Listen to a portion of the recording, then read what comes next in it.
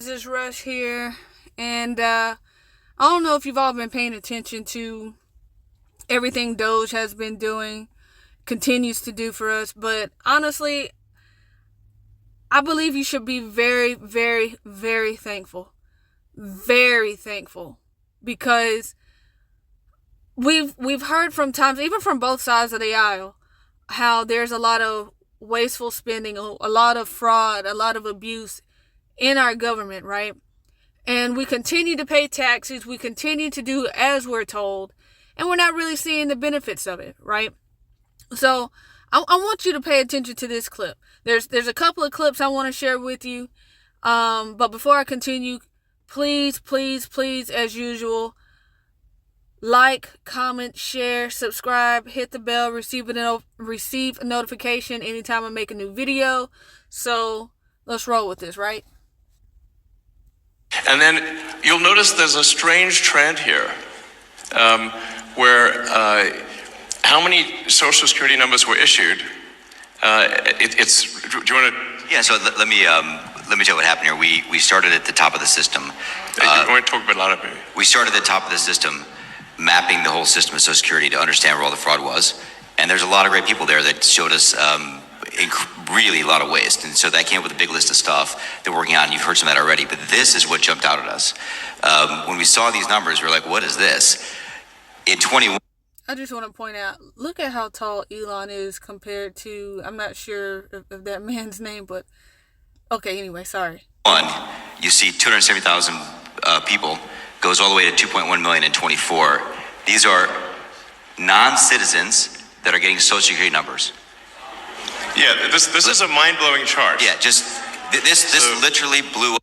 I want to add something to this real quick. I used to work retail, and in a lot of retail places, of course, they ask if you would like to apply for a credit card. And of course, to apply, you need to have a Social Security number. And at the store that I used to work at as well, we did cell phone activations for both prepaid and contract. And we had several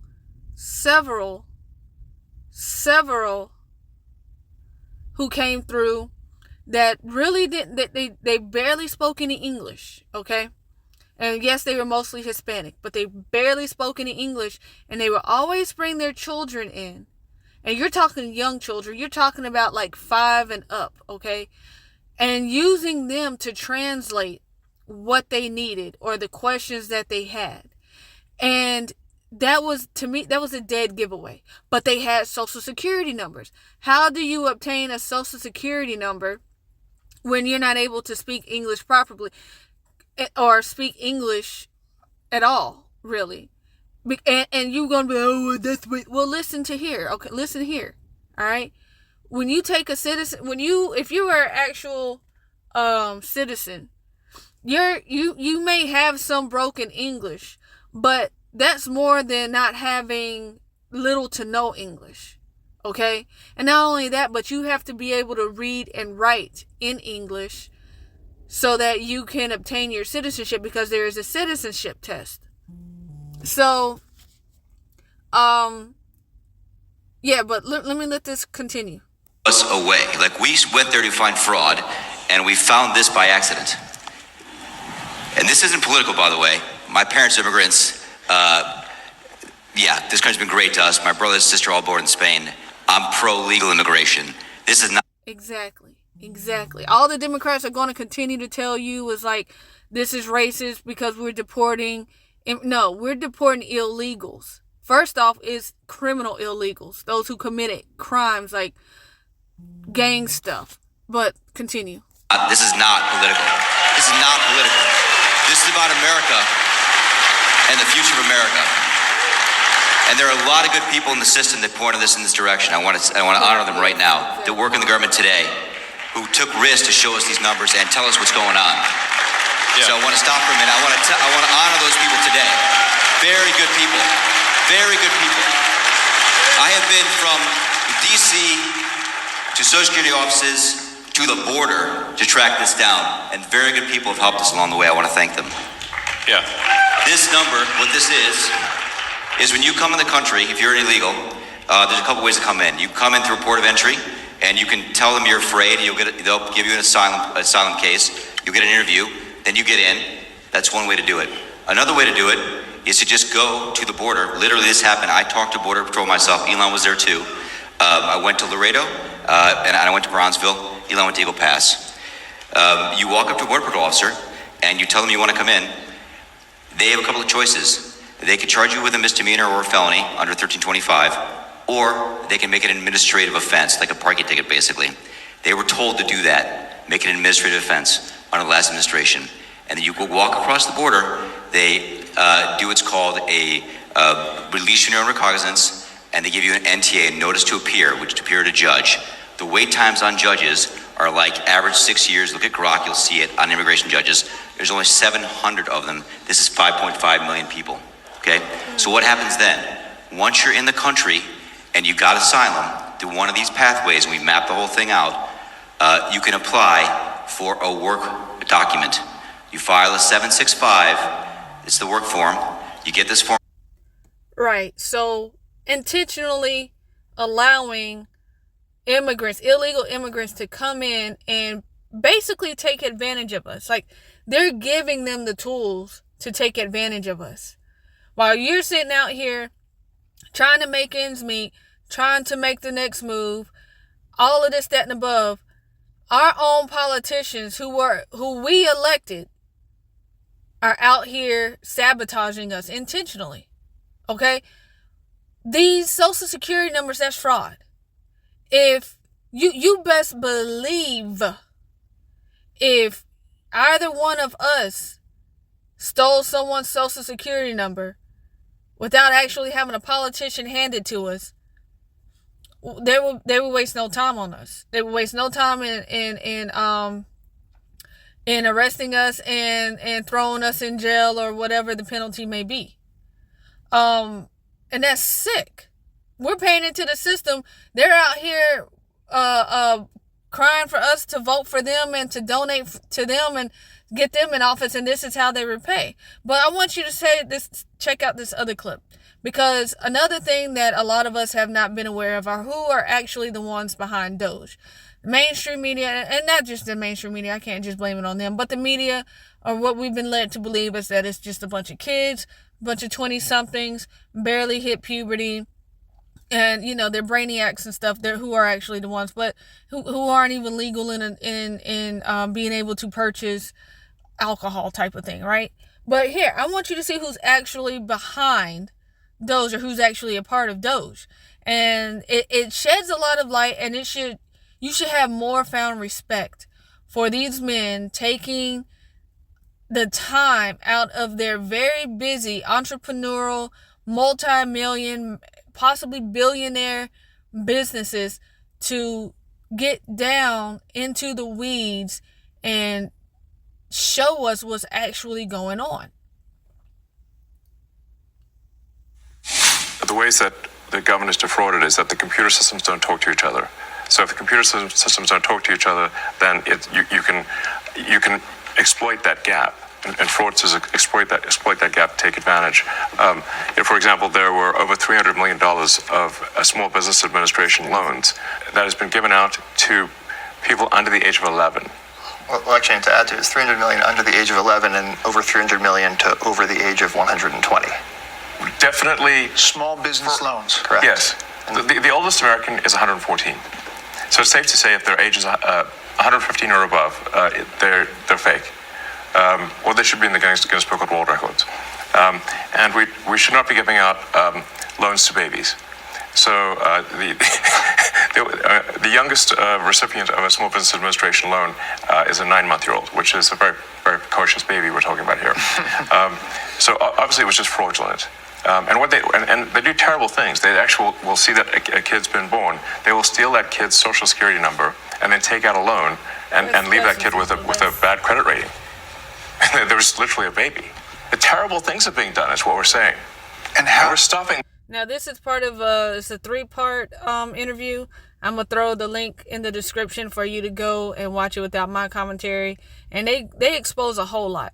And all of these men that you see here on the panel, these are not 20-somethings, okay?